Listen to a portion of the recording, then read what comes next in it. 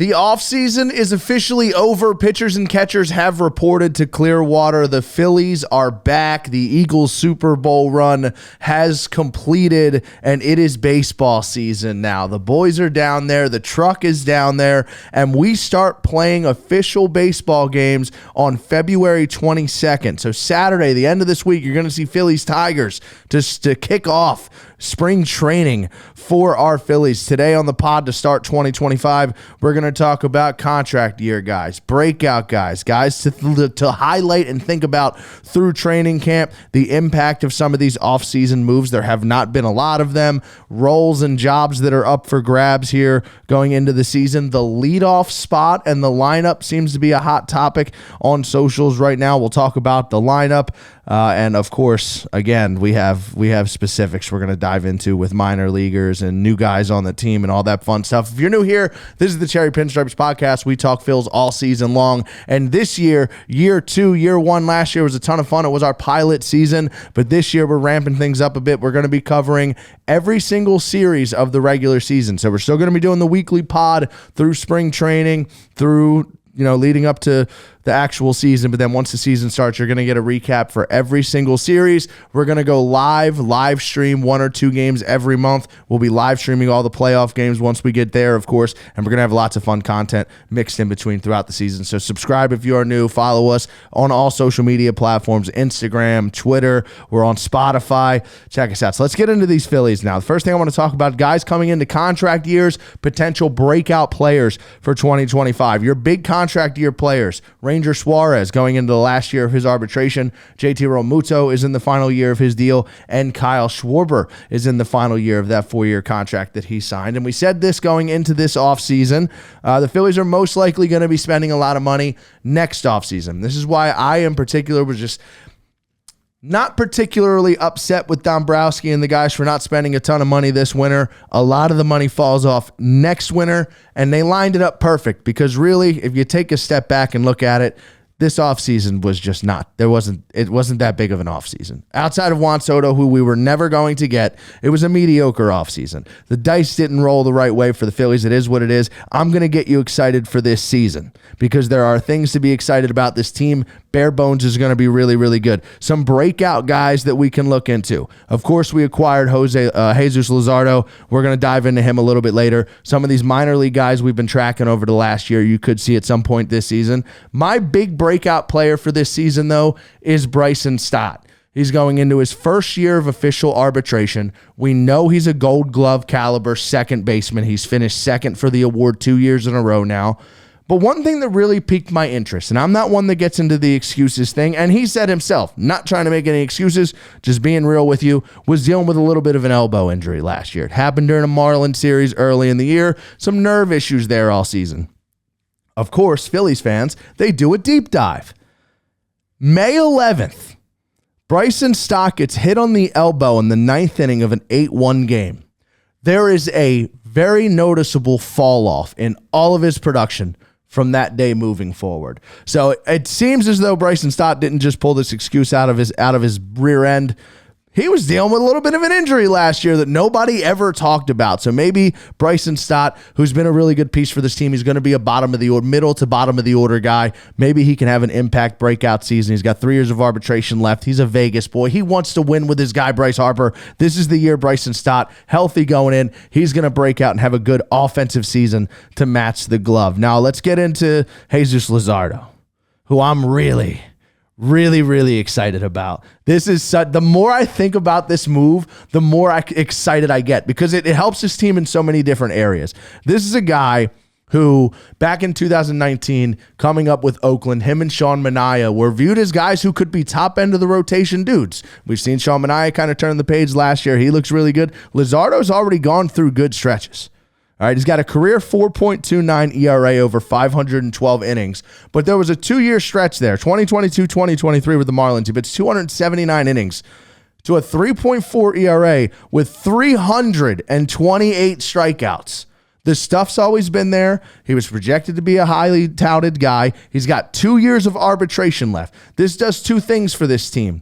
One, if you lose Ranger Suarez next year, you have Luzardo as an extra lefty with another year of arbitration left. You've added a year to, you have at least one more guy next year in the rotation, guaranteed. 2, he might give you the production you were looking for from Taijuan Walker, who when we originally gave Walker that contract to be a really good 4, maybe even pitch like a 2 or a 3 from that 4 spot. That's what they're now going to get, hopefully, from Jesus Luzardo. If he can repeat a 2022 or a 2023, 175 innings from your 4th or 5th starter, this could make up for the dead weight on the payroll with Taijuan Walker. And the biggest thing here, we're all excited about Andrew Painter coming into spring training, and we're going to dive into him a little bit more later in the show. Take some pressure off Andrew Painter. There's really no question marks on the rotation. There's no, can Andrew Painter get that 5th spot in the rotation? Relax. It's okay. Our 5 are set. Andrew Painter is most likely going to start the year in AA, no matter how dominant he is in spring training, and he's going to be. As soon as he hits that mound, the hype is going to be real. People are instantly going to start talking about when is he going to be on the team. Relax. This rotation's built to last now. Let him work him back up. He is coming back from a monster injury. A lot of Phillies fans haven't quite seen it yet, but if you were keeping up with the Arizona Fall League last year, when he did make his return, he looked just as electric as he did before he went out. He's going to take spring training by storm. We don't have to rush him now. We have 5 guys. So this Luzardo thing, it helps us now. It has a high ceiling. It helps us next year. It takes pressure off the young guys. It's great depth. It's a lefty. You never can mention the fact that it's lefty. It helps. Having those extra help these left. We can actually break up the rotation a little bit more now, which was another thing mentioned down in spring training this morning in Clearwater as the guys are taking their first few rounds of questions. You can break up the rotation. Righty, lefty, righty, lefty, righty, lefty. Phillies have never really been able to do that. They're righty stacked the last handful of years. So that's really cool. Jesus Luzardo could be a game changer in this rotation. So we'll see where he goes for that. Along with Jesus Luzardo, some other big changes and potential contributions to this team, some jobs that are up for grabs, some roles that are up for grabs in spring training. A guy that I'm really interested in paying attention to is Joe Ross, an underrated signing this offseason. Hear me out now. Joe Ross did not have a great 2024, and he's really just been a journeyman pitcher to this point in his career. But June of last season, he missed. He came back in July. He started 1 game. He got lit up. And then they moved him to the bullpen. And from that moment moving forward for the rest of 2024, the back end of last season, 15 games, 27 innings, 27 strikeouts, just 5 runs, a 1.67 ERA out of the bullpen after he got switched to the pen. We've seen the Phillies unlock Jeff Hoffman as a reliever. He's a longtime starter. Journeyman kind of got converted into a reliever, ended up breaking out. Could we have potentially found Jeff Hoffman 2.0? Jeff Hoffman walks. He gets a little bit of a bag from Toronto. Now you bring in Joe Ross. I didn't look into the details until I was typing up the script for this particular show. He really turned it on when he went to the pen last year. He's got a good mix, something about the bullpen sometimes. He can work as a long relief guy if we have an injury. If we need a guy to just start, he can do that too. But I think there's Jeff Hoffman upside in this Joe Ross signing. And there's a lot of, well, they didn't do anything with the bullpen. I get it. They didn't do anything with the bullpen, and they lost Jeff Hoffman. But we made the Joe Ross signing. This has upside. I think Orion Kerkering is also going to take another leap forward this year. We've talked about Matt Strahm on the pod over and over again. He's got years of arb left. I don't know how we got him. We got Matt Strahm, and people were saying it ruined the reliever market. That guy is a stud, and I can't believe he's only making the money that he's making.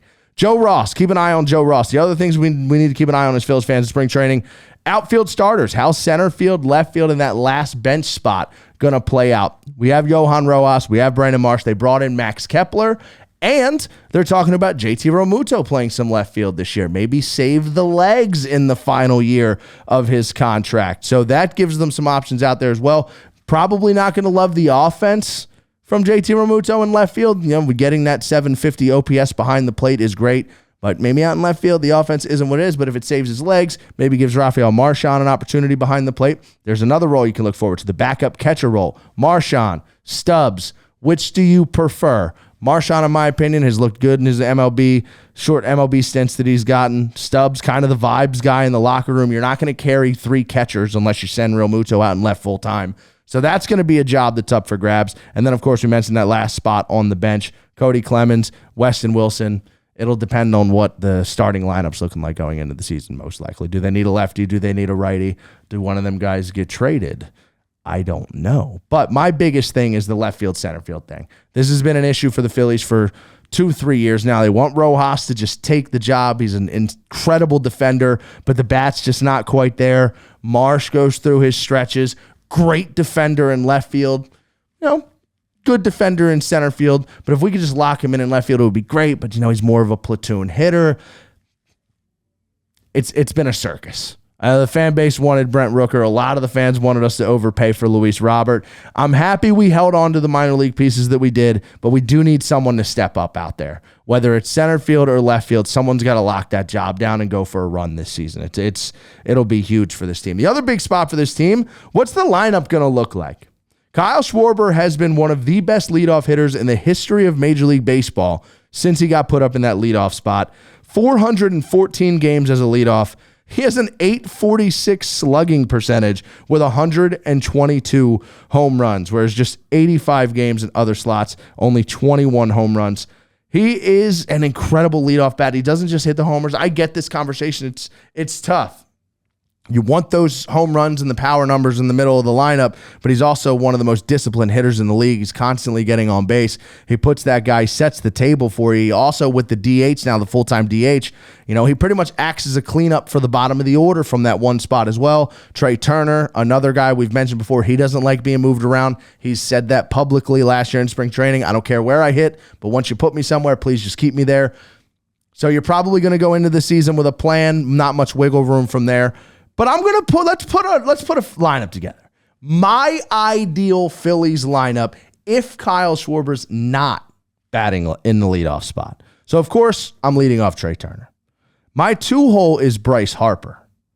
And then I'm going to put Alec Bohm in the 3-hole, and I'm going to bat him in between the lefties, Harper and Schwarber.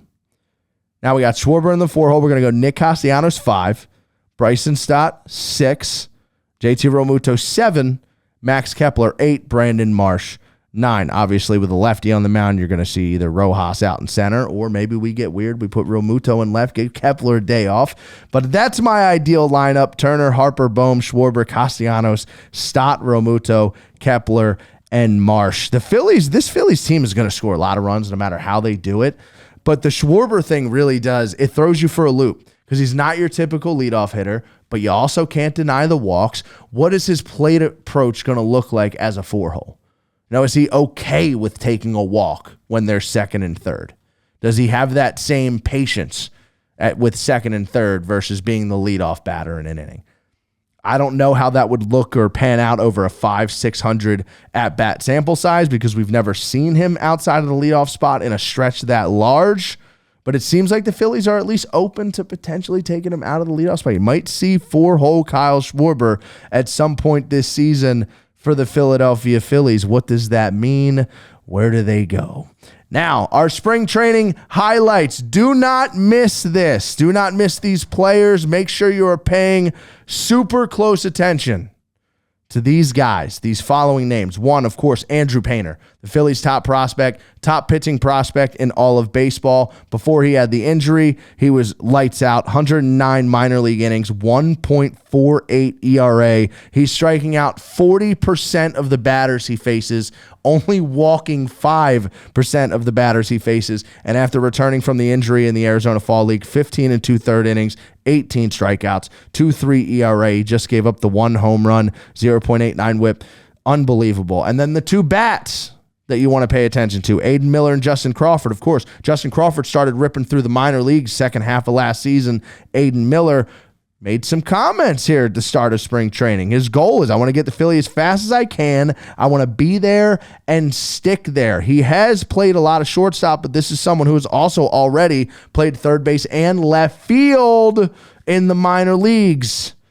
If he's willing to play anywhere, he can play anywhere. We have a righty and a lefty at the top of the prospect list now. that are going to be knocking on the door soon. We have held on to these two when I'm sure they could have traded them for something. Both of these guys could have been moved for something last season. They held on to them. Justin Crawford most likely starts the year in AAA. Aiden Miller might start the year in AA, but you'll see him in AAA. At some point, an opportunity will knock, whether it's an injury or whatever it may be, a slump and an injury. All it takes is one opportunity. These two kids are gonna be on the team. You might see them get held on through spring training. They're going to get an extended look.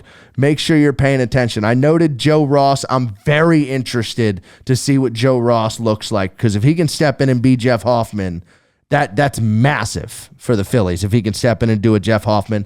Also in the bullpen, Jordan Romano, who the Phillies signed in the offseason. He's coming off the worst year of his career, but of course, all-star upside there with Romano if he's right. Rafael Marchand, the backup catcher spot, is up for grabs. He's hit for lefties in the minor leagues. He's had great plate discipline in the minor leagues. Just an undersized 26-year-old, but he's had flashes for the Phillies already when called up. We've seen him homer last year off of Imanaga. He homered off of Trevor Rogers at the bank. So not many homers in the minor leagues, but he seems like he's been a moments guy in a short stint in the majors. Another guy to highlight is our Cy Young candidate, Zach Wheeler, because every single spring he shows up with something new.